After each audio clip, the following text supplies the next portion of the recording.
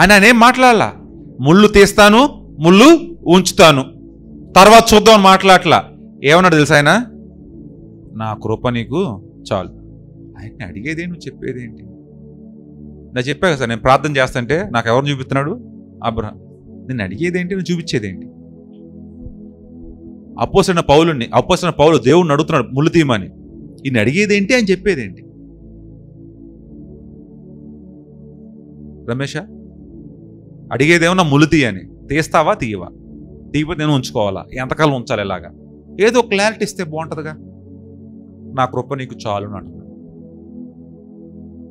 ఏం మాట్లాడను. పౌలు కూడా కాము ఉండి ప్రార్థన చేసుకొని దేవుని పిలుపుకి లోబడి వెళ్ళిపోయాడు. Simple thing. ఈ యొక్క డిఎన్ఏ కూడా అంతేనమ్మా. మనలో ఉన్న డిఎన్ఏ కూడా అంతే. కొన్నిసార్లు వెంటనే ఏది జరగదు. ఒక క్రియ డిఎన్ఏలో వెంటనే జరగదు. ఒకవేళ జరిగితే తప్పులు జరుగుతాయి, ఎర్రస్ వస్తాయి. సికిల్ సెల్ అని, ఎనిమిక్ సెల్ అని, డ్వార్ఫ్ సెల్స్ అని, రెడ్ బ్లడ్ సెల్స్ అని పుట్టుకుంటూ వస్తాయి. అందుకే టైం తీసుకుంటుంది డిఎన్ఏ. ప్రతి కణాన్ని తయారు చేయడానికి టైం తీసుకుంటుంది. ప్రతి కణానికి ఇన్స్ట్రక్షన్ ఇవ్వడానికి టైం తీసుకుంటుంది. టైం తీసుకున్నంత మాత్రాన చేయనని కాదు, చేస్తుంది, కానీ టైం తీసుకుంటుంది. అట్లాగే ప్రియమైన దేవుని బిడ్డలారా, కొన్నిసార్లు మనం చాలా ఎక్కువగా ప్రార్థన చేస్తూ ఉంటాం. కొన్నిసార్లు చాలా ఎక్కువగా ప్రార్థన చేస్తూ ఉంటాం, కానీ దేవుడు జవాబు ఇవ్వడు. మీ ప్రార్థన ఆలకించినట్టు మీకు కూడా హింట్ కూడా ఉండదు. ఫెయిత్, విశ్వాసాన్ని పరీక్షిస్తూ ఉంటాడు. 10 ఏళ్ళ నుంచి నేను చెప్పాను కదా, 15 ఏళ్ళ నుంచి ఒకదాన్ని ప్రార్థన చేస్తున్నాను. మీరు ఎవరైనా సరే, చిన్న క్వశ్చన్ అడుగుతున్నాను, మీరు ఎవరైనా సరే కొన్ని సంవత్సరాలుగా ఒకటే ప్రార్థన చేస్తున్నారా?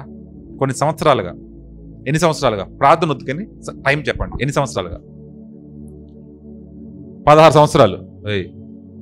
2 సంవత్సరాల నుంచి ఒకటే ప్రార్థన మారలేదు, అక్షరాలు మారలేదు, కానీ ఇంకా జరగలేదు. ఇంకెందుకు ఆ ప్రార్థన తీసేయండి. జరగని సంగతి మాట్లాడుతున్నాను. 16 ఏళ్ళ నుంచి అడుగుతున్నారు, ఇంకా జరగలేదు. ఇంకా ఎవరైనా ఉన్నారా? ఎవరున్నారా లేరా? అంతగా ఎవరు రాలేదా? అన్ని సంవత్సరాలు ఎవరు దాటలేకపోతున్నారా? అడిగారా? ఎన్ని సంవత్సరాల నుంచి అడిగారు?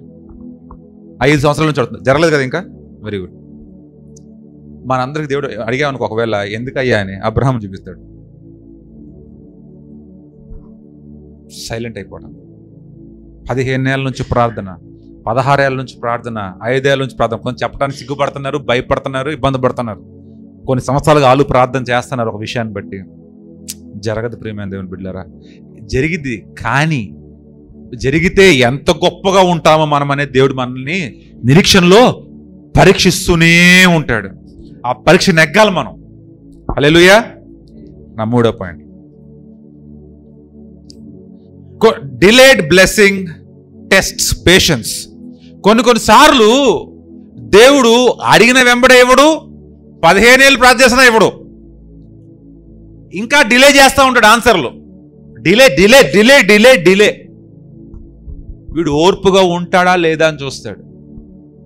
వచ్చినట్టే కనబడిద్ది, ప్రమోషన్ మిస్ అయిపోద్ది. ఆర్థికంగా బలపడతాడే కనబడుతుంది, మిస్ అయిపోద్ది. ఇల్లు వచ్చినట్టే వస్తుంది, వెళ్ళిపోద్ది. ఐశ్వర్యం వచ్చినట్టే వచ్చింది, వచ్చినట్టు రాదు, వచ్చినట్టు అనిపించింది, రాదు. ప్రమోషన్ వచ్చినట్టు అనిపించింది, రాదు. మనకు అన్నీ వచ్చినట్టు అనిపిస్తాయి, ఒకసారి వచ్చేస్తుంది, రేపు ఎల్లుండిలో ఇంక అయిపోయింది, ఓకే అయిపోయింది. గోల్మాల్, తార్మార్, ఎట్టా తలకిందులు అయిపోద్ది. వీళ్ళంతా నాతోనే ఉంటారు, ఉండరు. ఎవరెవరు వస్తున్నారు, రారు. నా దగ్గర ఉంటాయి, అనంగానే పోతాయి. వాళ్ళు నా వాళ్ళే, వీళ్ళు నా వాళ్ళు ఉండదు. వీళ్ళు నా వాళ్ళు కాదు, వీళ్ళు నాతోనే ఉంటారు.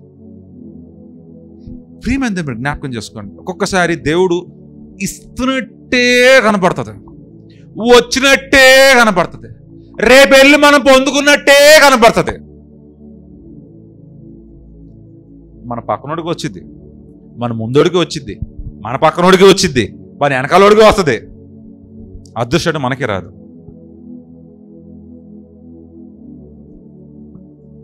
అంత మందే అనుకుంటాం, మిస్ అయిపోవచ్చు చేతిలో. ఇది నాదే, నా గుప్పుడులోనే ఉంది, ఇది నా చేతిలోనే ఉంది. ఏది నీది, ఏది నాది? ఏదమ్మా నాది? నీదేదమ్మా? ఉందా? ఒక్కొక్కసారి మన ప్రార్థనలు దేవుడు వీడికి ఓర్పు ఉందా లేదా అని పరీక్షిస్తాడు. నీకు ఇవ్వాలని, దేవుడికి ఇవ్వాలని ఉంటుంది, అది నీకు అవసరము. ఇస్తే పాడు చేసుకోవు, నువ్వు దాచుకుంటావు. ఇస్తే నీకు మంచిదే, నువ్వు దాన్ని ఏ రకంగా నువ్వు కృతజ్ఞత చేయకుండా నువ్వు ఉండవు. కృతజ్ఞత ఇస్తావు, నువ్వు పాడు చేసుకోవు, నువ్వు బాగా దాచుకుంటావు, నీకు అన్ని మేలు జరుగుతాయి ఇస్తే. కానీ వీడికి ప్రార్థనలో ఓర్పు ఉందా లేదా అని చెక్ చేస్తాడు ఒకసారి. ఓర్పుతో ఉన్నాడా? కొంతమందికి ఏంటంటే పక్కనోడు పాస్ చేయమని ఫెయిల్ అయ్యామంటే ఎట్లుంటుందంటే, వాడేమి చదవలేదు, నా దగ్గర కాపీ కొట్టాడు వీడు, వాడు పాస్ అయ్యి నేను ఫెయిల్ అయ్యానా, వాడు పాస్ అయ్యి నేను ఫెయిల్ అయ్యానా, ఇంకెందుకయ్యా నువ్వు ఉన్నావా అని మాట్లాడటం, గర్వంగా మాట్లాడటం. Simple thing. మనకు రాలేదు, అందరికీ వస్తుంది. ఏంటి, మా అమ్మ కూడా సెట్లాగా అంది నాతో, ఏంటి ఎంత ప్రార్థన చేసి ఎంత ఉన్నా నేను, అందరికీ అన్ని జరుగుతున్నాయి, నాకేం జరగట్లేదు, ఇక ఎందుకు ఇక్కడ ప్రార్థన చేసేది వేస్టే కదా, ఇక్కడ ఎందుకు చేసేది వేస్టే కదా అని చాలామంది అన్నారు. నాతోనే చాలామంది అన్నారు. మా అమ్మ గురించి చెప్తున్నాను ఎగ్జాంపుల్, ఇంకోళ్ళ పేరు చెప్పకుండా. అంటే అమ్మా, వాళ్ళకి జరిగింది కాబట్టి నీకు జరగదని కాదు, దేవుడు ఏదో మేలు దాచే ఉంచు ఉంటాడు వెనకాల, నువ్వు ఓర్పు కలిగి ఉండు, వాళ్ళకంటే గొప్ప మేలు నువ్వు చూడబోతావు అని చెప్పాను నేను. హల్లెలూయా. గుర్తుందా ప్రియమైన దేవుని బిడ్డలారా, మనం కూడా జరగట్లేదు కదా అని చెప్పి ఓర్పు నశించిపోద్ది. మనకి ఓర్పు నశిస్తే బాగానే ఉంటుంది. ఓర్పు నశించిన తర్వాత మనకు వచ్చే మాటలు ఉంటాయి చూడండి, భలే చెత్తగా ఉంటాయి మాటలు. ఓర్పు ఉన్నావా ఏంటి, ఎన్నిసార్లు ప్రార్థన చేసి చర్చికి వెళ్తున్నావు, దశంభాగం ఇస్తున్నావు, కానుకలు ఇస్తున్నావు, అన్ని చేస్తున్నావు, అంత ధైర్యం ఉందా నీకు? దేవునితో మాట్లాడే ధైర్యం, దేవునితో ఆ మాదిరిగా అరిసే ధైర్యం నీకు వచ్చేసిందా? మిగతా అన్ని చేసినప్పుడు నువ్వు సంతోషంగా ఉన్నావుగా, ఇది ఒక్కటి జరగకపోతే నువ్వు ఈ రకంగా మాట్లాడతావా? దేవునికి వ్యతిరేకంగా వెళ్తావా? దేవుడికి వ్యతిరేకంగా ఎవరు మాట్లాడారండి ఇప్పటిదాకా? ఎవరు మాట్లాడారా దేవుని వ్యతిరేకంగా? ఆ యాకోబన్న పెనుగులాడాడే కానీ వ్యతిరేకంగా మాట్లాడా? ఆ దేవుని దూతతో పెనుగులాడాడు అంతేగాని వ్యతిరేకంగా మాట్లాడా? ఒక్కడు మాట్లాడలా. ఆ మాట్లాడే ఒక్కడు తరిమేశాడు బయటికి. ఆ లూసిఫర్ గారు మాట్లాడాడు వ్యతిరేకంగా, తరిమేశాడు బయటికి. కానీ నువ్వు నేను ఈరోజు దేవునికి ఎన్ని వ్యతిరేకమైన పనులు చేస్తుంటాం, నువ్వు నేను దేవునికి ఎన్ని వ్యతిరేకమైన మాటలు మాట్లాడుంటాం. మనల్ని తరిమేశాడు సాతాను గాడి లాగా, లూసిఫర్ లాగా తరిమేశాడు బయటికి. మనల్ని కృప చూపిస్తూనే ఉన్నాడు, కృప మీద కృప చూపిస్తూనే ఉన్నాడు. అది కదా ఆయన ప్రేమ అంటే. సో ఎప్పుడైతే ప్రార్థనకి ఒక జవాబు వెంటనే బ్లెస్సింగ్ రాకపోతే మనము ఎట్లా ఉండాలా? ఓర్పుతో ఉండాలా. ఆ ఓర్పు ఎప్పుడైతే లేకపోతుందో నీ ప్రార్థనలో సత్తా లేనట్టు, నీ ప్రార్థనలో బలము లేనట్టు. ఓర్పు లేని ప్రార్థన బలహీనమైన ప్రార్థన, బలము లేని ప్రార్థన. అట్లాగే ప్రియమైన దేవుని బిడ్డలారా, అబ్రహాము శారా, ఆదికాండం 21వ అధ్యాయం 7 వచనాలు చూసుకున్నట్లయితే, ఎంతగానో తను కొడుకు కావాలనుకున్నాడు, ఎంతగానో కొడుకు కావాలని అబ్రహాము. ఆఖరికి శారా ద్వారా పుట్టకపోతే హాగర్ ద్వారా దేవుడు ఇచ్చాడులే అని సంతృప్తిపరుచుకున్నాడు. హాగర్ ద్వారా సంతృప్తిపడి నా కొడుకు వచ్చాడు సంకలు గుర్తుకుంటున్నాడు అబ్రహాం. దేవుడు అంటున్నాడు, నేను వాగ్దానం చేసింది నీకు సారాకి పుట్టబోయే బిడ్డ గురించి, నీకు హాగర్కి పుట్టిన ఇష్మాయిల్ గురించి కాదు, నీకు సారాకి పుట్టే ఇస్సాకు గురించి నేను మాట్లాడుతున్నాను. ఆశీర్వాదం అక్క నుండి వస్తుందని చెప్తున్నాడు. ఇప్పటికే ముసలుడు అయిపోయాడు. ఇష్మాయిల్ దగ్గరికి వచ్చేసరికల్లా ఇంకెంత చెప్పాను, వచ్చినట్టే ఉంటది కానీ రాదు. అబ్రహాంకి ఇష్మాయిల్ రాగానే సంకల నా కొడుకు పుట్టాడు ముసలి కొడుకు పుట్టాడు ఎగురుతున్నాడు. దేవుడే అంటున్నాడు, కాదు, అతని ద్వారా కాదు నేను దీవించేది, ఇస్సా. చెప్పా కదా, వచ్చినట్టే ఉంటది, పక్కనే ఉంటది. వాళ్ళకి వీళ్ళకి వస్తుంది, మనకు మాత్రమే రాదు. అబ్రహాంని విశ్వాసముకు 60-70 సంవత్సరాలు విశ్వాసంలో నడిపించాడు. మిగతా 30 సంవత్సరాలు ఓర్పుతో నడిపించాడు దేవుడు. గుర్తుపెట్టుకోండి, 100 ఏళ్ళు విశ్వాసంలో కాదు, ఇచ్చేసాడు బిడ్డని ఇష్మాయిల్ ఇచ్చేసాడు. కానీ ఇస్సాకు దగ్గర రాగానే ఇప్పుడు ఏం కలిగి ఉండాలి? ఓర్పు కలిగి ఉండాలి. అబ్రహాం ఓర్పు కలిగి ఉన్నాడు. ఎస్, ఇస్సాకు వచ్చాడు. అలాగే ప్రియమైన దేవుని బిడ్డలారా, ఒకసారి DNA కూడా అట్లా చెప్పాను కదా, స్లో అవుతూ ఉంటుంది. ఓర్పు కలిగి ఉండాలి మనం కూడా చాలా విషయాల్లో. 4వది, మనం ఓర్పు, మనకి మానవుల సహజ లక్షణం ఏంటంటే ఓర్పు. మానవ సహజ లక్షణం ఏంటి? ఓర్పు ఎక్కువ, తక్కువ ఉంటుంది. ఓర్పు తక్కువ ఉంటుంది. బుష్ మళ్ళీ పడిపోతాం, జమ్మని లేస్తాం. చాలా తక్కువ ఉంటుంది ఓర్పు. ఎవడైతే ఓర్పు కలిగి ఉంటాడో, సామెత ఓరుగల్లంత పట్టణం వాడదంట. ఓర్పు కలిగి ఉంటాడో వాడు గొప్పగా దీవించబడతాడు.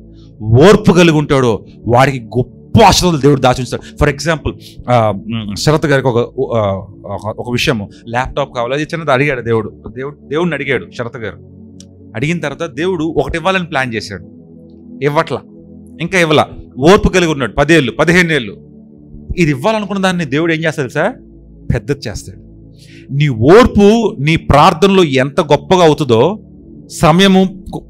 సమయము పెరిగే కొద్దీ నీ ఓర్పు పెరుగుతూ ఉంటుందా, దేవుడు ఇవ్వాలన్నదాన్ని కొలిది అది కూడా పెరుగుతూనే ఉంటుంది. ఫర్ ఎగ్జాంపుల్, చిన్న మనకు ఎనాలజీ లాగా, 10 ఏళ్ళ క్రితం నాకు మంచి ఇల్లు కావాలనుకున్నాడు శరత్ గారు. ఆ శరత్ గారు వెళ్ళి దేవుడిని అడిగాడు, ఒక సింగిల్ బెడ్రూమ్ ఇల్లు అనుకున్నాడు. 10 ఏళ్ళు అయింది, ఇంకా రాలేదేంటి? అయినా పర్లేదే, నువ్వు ఇస్తావని నాకు తెలుసు, అది డబల్ బెడ్రూమ్ అవుతుంది. ఇంకా 10 ఏళ్ళు అవుతుంది, అది డూప్లెక్స్ అవుతుంది. ఇంకా 10 ఏళ్ళు అవుతుంది, విల్లా అవుద్ది. దేవుని చిత్తం అలాగుంటుంది. 10 ఏళ్ళు వెయిట్ చేశాను కదా, 15 ఏళ్ళు నేను టైం వేస్ట్ చేశాను కదా, నీ సింగిల్ బెడ్రూమే ఇస్తారనుకోమాకండి. సింగిల్ బెడ్రూమ్ విల్లా అయిపోయింది. సంవత్సరం నుంచి 15 ఏళ్ళు అయింది. నీ టైం పెరిగే కొద్దీ, దాంట్లో ఓర్పు పెరిగే కొద్దీ, విశ్వాసం పెరిగే కొద్దీ సింగిల్ బెడ్రూమ్ విల్లా అవుతుంది. విల్లా కాస్త 2-3 విల్లాలు అవుతాయి. ఆ తర్వాత అది విల్లా నుంచి దేవుడు పెద్ద ఫామ్ హౌస్లో పెద్ద చేస్తాడు. దేవుడు ఖచ్చితంగా చేస్తాడు. దేవుడు ఆలోచనలు అలా ఉంటాయి. మన ఓర్పు ఎంత, ప్రార్థనలో ఎంత ఓర్పు కలిగి ఉంటామో, విశ్వాసంలో ఎంత ఓర్పు కలిగి ఉంటామో, ఆ వచ్చే ఆశీర్వాదం అంతగా పెరుగుతూ ఉంటుంది. హల్లెలూయా. అది పెంచడానికి కొరకే వీడు విశ్వాసంగా ఉంటాడా లేదా, ఇది పెంచుతున్నాను వాడు ఓర్పుగా ఉంటాడా లేదా అని చెక్ చేస్తూ ఉంటాడు సమయాన్ని పెట్టుకొని. హల్లెలూయా. నా 4వ point, God's plan is perfect. ఆయన ఎప్పుడు ఏది, ఎలా, ఎక్కడ, ఏమిచ్చినా కూడా అది ఎలా ఉంటుందమ్మా? పర్ఫెక్ట్గా ఉంటుంది. ఇవాళ ఇస్తే ఒకలాగా, రేపిస్తే ఒకలా కాదు. ఇవాళ బాబీకి ఇవాళ ఇచ్చాడు, జానానికి ఏమో రేపిచ్చాడు, రమేష్కి ఏమో 10 ఏళ్ళ తర్వాత ఇచ్చాడు, సీన్ గారికి ఏమో 20 సంవత్సరాలు ఇచ్చాడు, నాకేమో 40 సంవత్సరాలు ఇచ్చాడు. ఇప్పుడు ఇచ్చింది అతనికి పర్ఫెక్ట్, రేపిచ్చిన మీకు పర్ఫెక్ట్, 40 ఏళ్ళ తర్వాత నాకు ఇచ్చింది కూడా పర్ఫెక్ట్. దేవుని నుంచి ప్రతి ఒక్కటి పర్ఫెక్ట్గా ఉంటుంది, ఏ ప్రాబ్లం ఉండదు. రోమీయులకు రాసిన పత్రిక 8వ అధ్యాయము 28వ వచనం, దేవుణ్ణి ప్రేమించు వారికి, అనగా ఆయన సంకల్పం చెప్పిన పిలువబడిన వారికి మేలు కలుగుటకై సమస్తమును సమకూడి జరుగుచున్నవని ఎరుగుదము. చూసారా?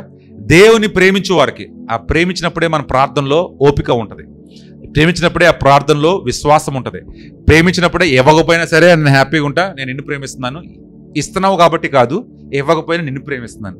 ఎవరైతే ఈ మాదిరిగా ఉంటారో, అనగా ఆయన సంకల్పించి పిలువబడిన వారికి మేలు కలుగుటకే సమస్తమును సమకూడి, సమస్తము సకలము నీ కొరకు పనిచేస్తుందంట దేవుడు.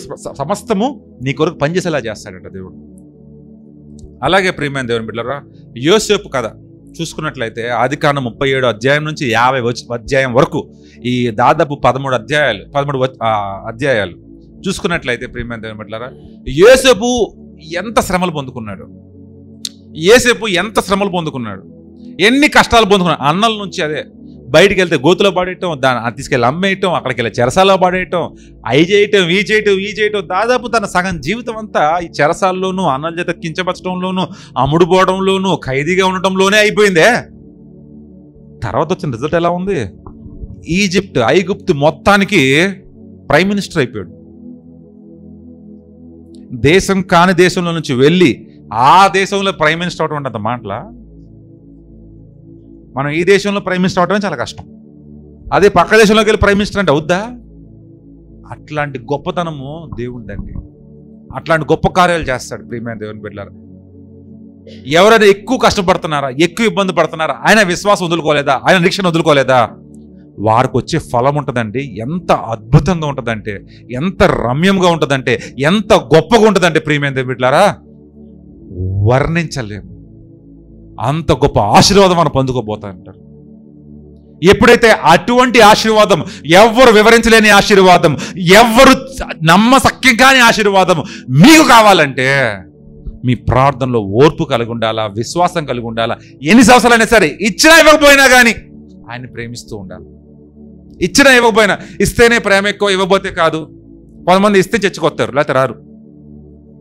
కొంతమంది జీవితంలో మంచి జరగాలని చెప్పి విశ్వాసం వదిలేశారు. కొంతమంది నాకు తెలుసు, ముస్లిం విశ్వాసంలో నుంచి క్రైస్తవ విశ్వాసానికి నేనే బ్యాప్టిజం ఇచ్చాను వాళ్ళకి. వాళ్ళు అనుకున్నది నెలలో జరగలేదు.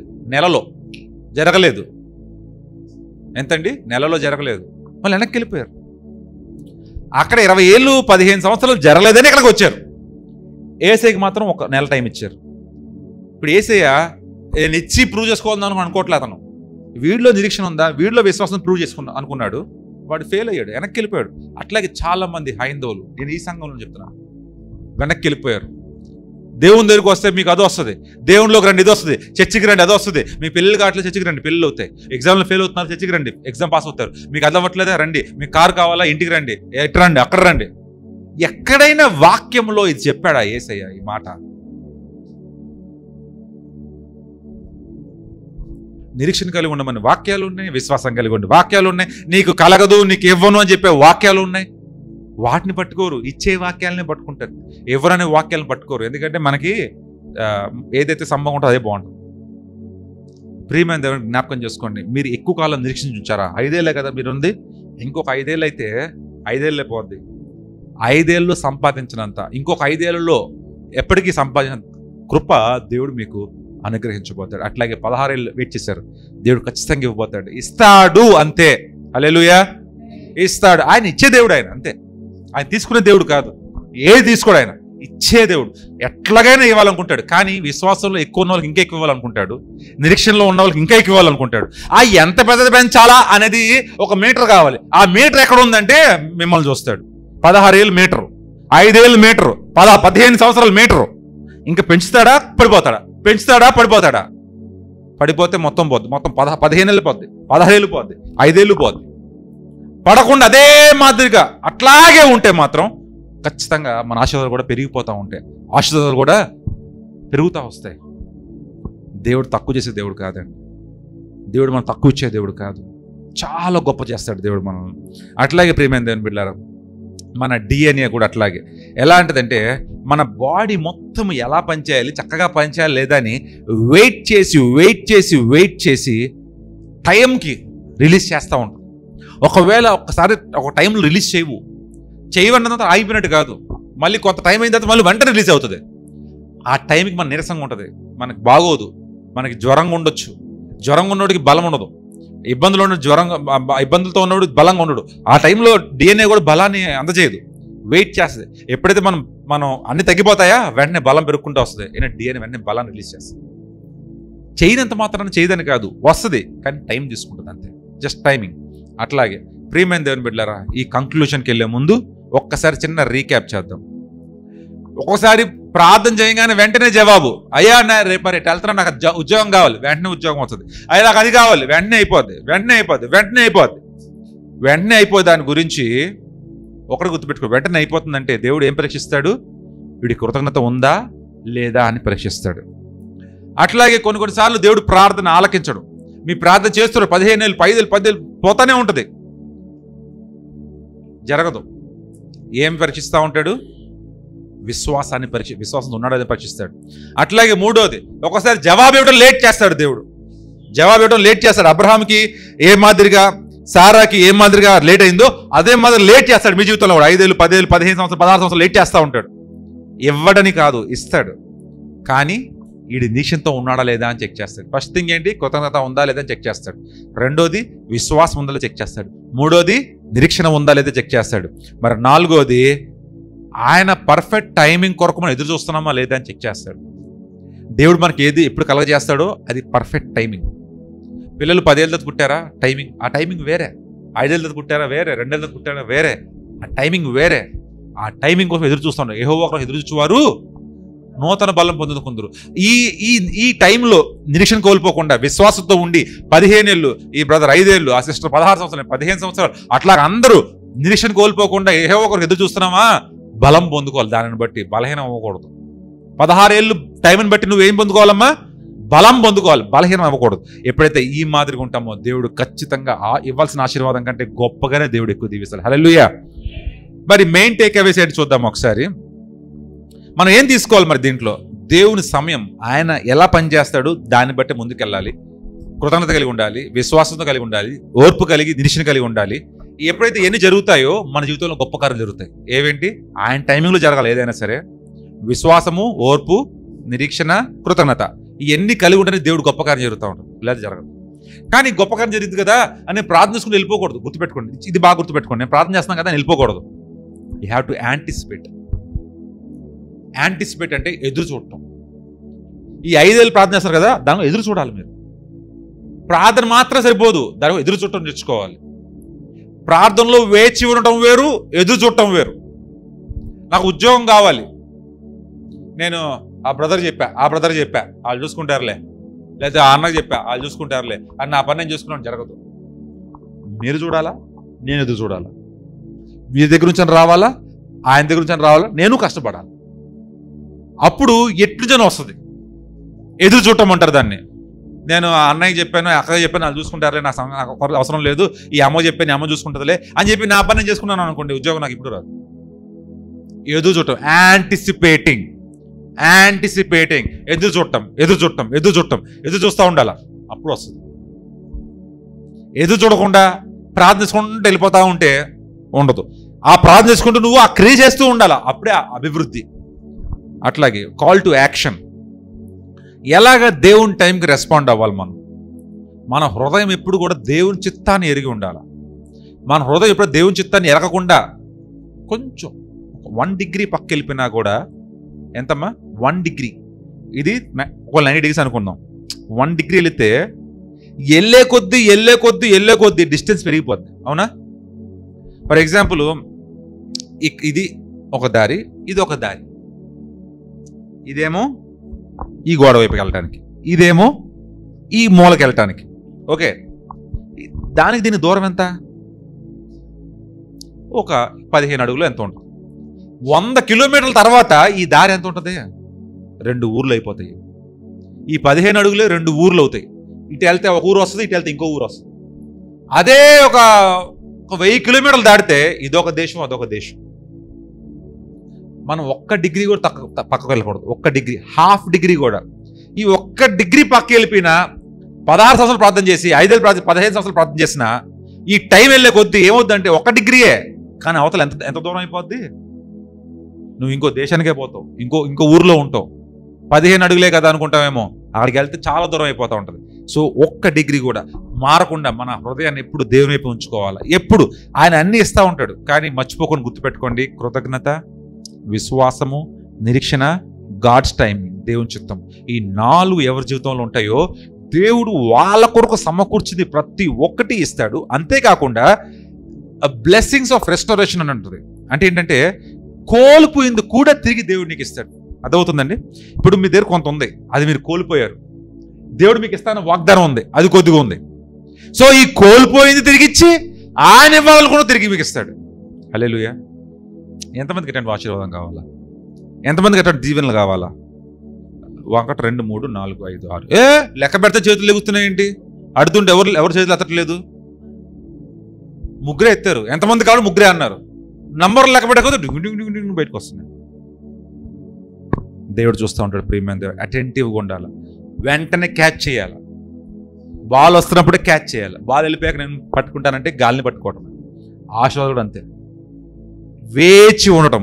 ఎప్పుడు ఏది కావాలి మీకు అనగా నాకు కావాలి అనగానే వస్తుంది. అంటే మీ పాస్టర్ గారి నోట్లో అంత బలం ఉందా? పులిపీట మీద నుంచొని మాట్లాడితే అంతే బలం ఉంటుంది. హల్లెలూయా. ఎందుకంటే ఆయన మాట్లాడే దేవుని స్వరం, దేవుని చిత్తం ఖచ్చితంగా జరుగుతుంది. ఎవరు కావాలి అటువంటి దీవెనలు? పోగొట్టుకుని తిరిగి రావాలా? ఆయన సమకూర్చుదలు మనకు రావాలా?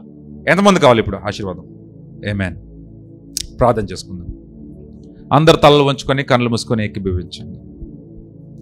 స్తుతి స్తుతి స్తుతి స్తుతి స్తోత్రం తండ్రి, మహోన్నతుడా నీకు వందన, పరిశుద్ధుడా నీకు స్తోత్రాలు ప్రభువా. అయ్యా మీ సమయము అయ్యా తెలియక, ఏ రీతిగా ఎలాగ ఉంటుందో తెలియక మేము ఇష్టానుసారంగా మా ప్రార్థనలు మార్చుకుంటూ పోయి అయా గమ్యం లేని మార్గంలో వెతుక్కుంటూ పోతున్నాం ప్రభు. కానీ ఈరోజు మాకు ఇచ్చిన దిశానిర్దేశం బట్టి ప్రభువా, ఏ రీతిగా కృతజ్ఞత కలిగి ఉండాలి, ఏ దీక్షను కలిగి ఉండాలి, ఏ రీతిగా విశ్వాసం కలిగి ఉండాలి, ఏ రీతిగా మీ యొక్క సమయాన్ని పాటిస్తూ మా హృదయాన్ని మీ చిత్తం వైపు తిప్పుకోవాలని ఇచ్చిన బోధ బట్టి వందనాలు. దీన్ని బట్టి మేము నడిచి అయ్యా మేము పోగొట్టుకున్నది మా కొరకు మీరు దాచి ఉంచింది పొందుకొని అయ్యా మీకు మహిమార్థమే జీవించుటకు, అయ్యా మీకు మేలు కలుగుటకు మేము నిలబడటకు సహాయం చేయమని కోరుతూ ఈ చిన్ని ప్రార్థన ప్రభువైన యేసుక్రీస్తు వారి నామమున అడిగి వేడుకుంటున్నాం తండ్రి. పరలోకమందున్న మా తండ్రి, నా పరిశుద్ధపరచబడును గాక, నీ రాజ్యం వచ్చును గాక, నీ చిత్తం పరలోకమందు భూమి మీద నెరవేరును గాక. మన దిన ఆహారం మాకు దయచేయి. మా ఎడల అపరాధం రాజ్యం, శక్తి, మహిమ నిరంతరం ఉన్నావు తండ్రి. May the love of our Father, Christmas of Jesus Christ, communion and fellowship of the Holy Spirit, one forevermore. And all the God's children says, Amen.